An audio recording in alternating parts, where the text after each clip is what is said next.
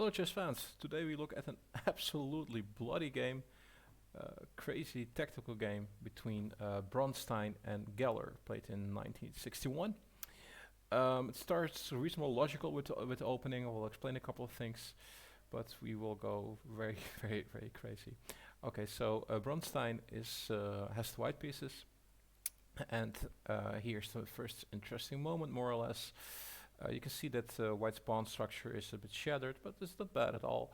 White has use over the half-open b file, and although the pawns are doubled here, not that bad. They actually give central control and clearly more space for white.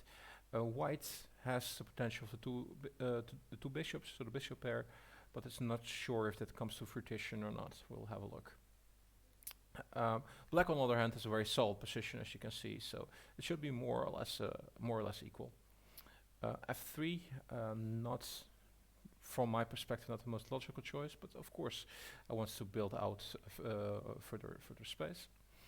D5, very logical, attacking the pawn structure, and after captures, we can see a clear plan for Black. Black wants to have control over e4. It has at the moment with the pawn and the knight. And next moves can absolutely be queen to e7, rook to e8, or bishop to f5 to add to that control, preventing white to play e4, and therefore adding pressure along the e file. So clearly you cannot play e4, right, because you lose the pawn. So here white plays e3. And after e3, we continue with bishop f5. That makes sense. Knight to e2, knight to b to d7, knight to f4, very active square for the knight. Now c5 makes total sense. Black says, okay, you have a king in the center, so I'm going to open up. And yeah, white realizes, offers the trade of bishops, and prepares to castle. Bishops are traded, and now the position that we have left, yeah, I'm not that happy about the white bishop on c1, and the key reason is because the own pawn's limited. The positive thing that you can say about the bishop, it is on its starting square doing a defensive job, but I don't like the bishop at all. Now we have rook f to e8. Pressure along the half-open e file makes total sense, and white castles. Rook to c8, so far actually like Black's position, and rook to b1. And here we make, here we go on the half-open file, and we assert pressure. Now, Black invites white to take on b7, queen a5, and white obliges. Now, knight to b6. So perhaps Black is thinking that he can eventually trap the white rook. However, it's not so easy. The only way to, on short term, to win the white rook would be to move the black queen to a6, which we cannot do because the white queen has control over the square. Alternatively, we would be able to win the rook if we have a knight on d6. But it's not so easy to get a knight on d6, as that takes time, and white has his own evil thoughts. So here g4 is played. D takes c5, rook takes c5 would not be the best continuation, so let's just continue with the line. g4, h6, and h4. Now we get c takes d4. And yeah, honestly, personally, I would absolutely have played as white here, c takes d4. And the reason for that is because I can continue my plan for the pawn storm on the king side. After, let's say, Black plays knight to c4, looks like a good move. We can still play g5. And yeah, we are just a bit more solid here because we have no counterplay from Black. We've kind of killed Black's counterplay. And with our pawns protecting also a bit our king on g1 still. That did not happen. Bronstein said, no, I don't want to lose any momentum, and I played g5 instantly. And this is a very, very interesting moment. So here, what actually happened is that Black took on e3, and I also looked at it twice, like, what? You take on e3?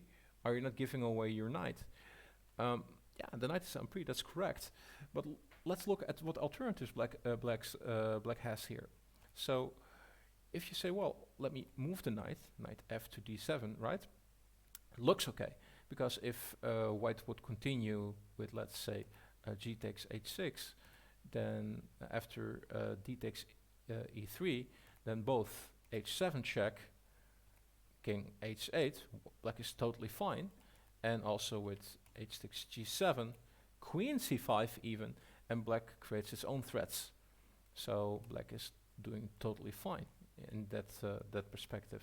So after knight after d7, white can, however, just play c takes d4, and now we're still threatening. So let's say black takes, and we take.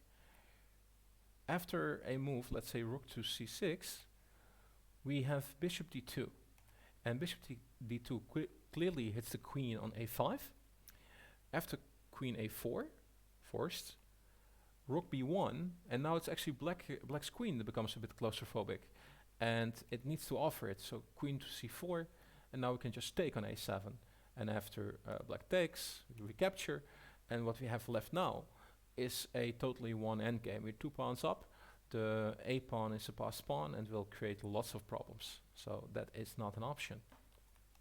So we go back. So if we then don't want to allow white to go into a winning endgame position, what shall we do after g5? Well, we have a move that looks very nice. This rook takes c3. And that looks actually very, very doable to play, because if white now, let's say, takes on d4, queen takes d4, then we threaten the queen again, rook c4. And now after queen d3, don't repeat, because now if you play rook to c3, now white will have bishop to d2, skewer. And after rook takes, bishop takes. Still, there are 2 black pieces on pre, so if you now plan to save the knight, oops, there was a white knight taking your rook, and it is game over. So that is not an option, but of course you don't need to repeat the threat. We can just play queen to c5. And now because we pin the pawn on e3, if now white captures, then black has rook takes f4. And because the pawn is pinned, yeah, we are totally doing fine here again as black. But why then not just take with the rook instead of giving up her knight? Well, of course, white doesn't need to take on d4, and we have queen to f5 instead. And now there's a real problem. So let's say knight f to d7, right? Because if we give away our knight, we do the same thing still. And now the simple g takes h6 creates many problems. As you can see, we are threatening the skewer, bishop c1 to d2. We are threatening to take on g7. We are threatening to push the pawn in some lines. And if we would not have any of that, we're still threatening rook takes d7, and we win two pieces for a rook. Although we have much better options than that. Just saying what is all in the position right now. And if black would choose to ignore this, let's say we take on e3, d takes e3, looks threatening, then this is really game over, because h7 check, king to h8, and now the simple queen takes f7, and we threaten far too much. We threaten to capture the rook. If the rook moves, we defend our pawn, and we threaten checkmate even with our knight. And this is a totally dominant position, and it should be game over very quickly. So therefore, we cannot allow that either. So black chose d takes e3. It's actually one of the better moves. But now we have g takes f6.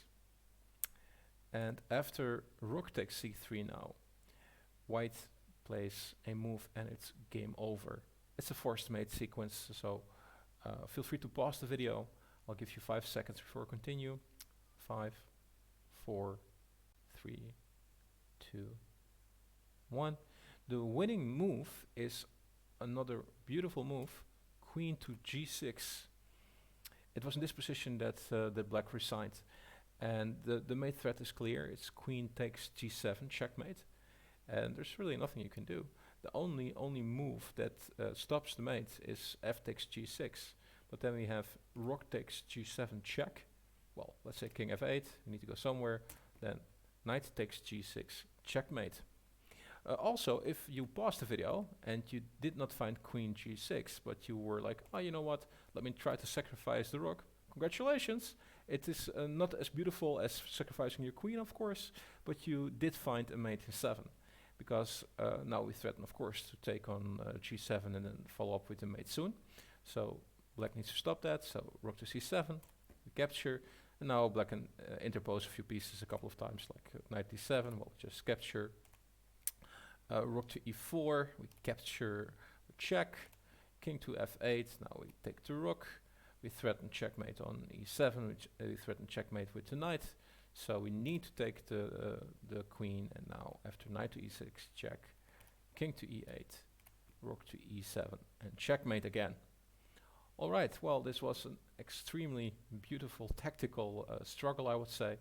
Also, I think Geller played quite nice to have quite the opportunities there, but in the end, he was totally destroyed in 20 moves by David Bronstein. So total blood on the board here. I hope you enjoyed the game.